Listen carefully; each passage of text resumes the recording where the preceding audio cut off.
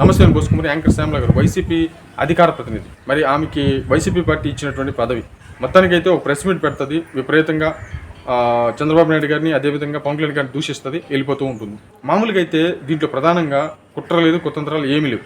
ఈమె బెట్టింగ్ యాప్లను ప్రమోట్ చేసింది. బెట్టింగ్ యాప్లు ప్రమోట్ చేయడం అంటే అది చాలా వేల కోట్లు పైనే నడిచేటువంటి బిజినెస్. అది వాస్తవంగా మాట్లాడాలంటే దాంట్లో వీళ్ళకి నెలకి కొన్ని లక్షలే వస్తాయి, ఖచ్చితంగా లక్షల రూపాయలు వస్తాయి, నెలకే లక్షలు ఇస్తారు వీళ్ళు ప్రమోట్ చేసినందుకు. అంటే వీళ్ళు కొంత సెలబ్రిటీ హోదాలో ఉన్నారు కాబట్టి వాళ్ళు డబ్బులు వీళ్ళకి ఇచ్చి వీళ్ళ చేత ప్రమోషన్ చేయించుకొని ఆ తర్వాత ఆ బెట్టింగ్ యాప్ ఎవరైతే ఆ బెట్టింగ్లో పాల్గొంటారో వాళ్ళ డబ్బులు పోయి అప్పులు పాలైపోయి చచ్చిపోయినటువంటి వాళ్ళు చాలామంది ఉన్నారు. చాలా మంది ఉన్నారు. చాలా వివాదాలు ఉన్నాయి దీంట్లో.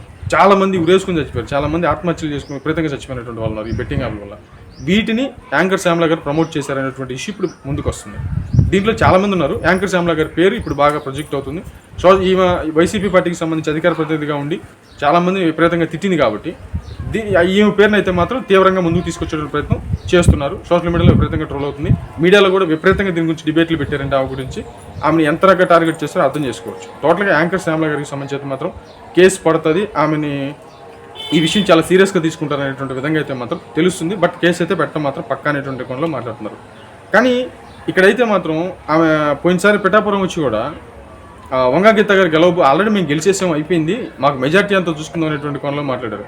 ఏదో ముసలి నక్క, గుంట నక్క, ఈ రకరకాలైనటువంటి విధంగా చాలా అవమానకరంగా మాట్లాడినటువంటి సందర్భాలు చాలా ఉన్నాయి. ఇప్పటికీ కూడా ఆమె ప్రెస్ మీట్ పెడితే అదే రకంగా మాట్లాడుతూ ఉంటుంది. మరి ప్రేమతో చూడాలి.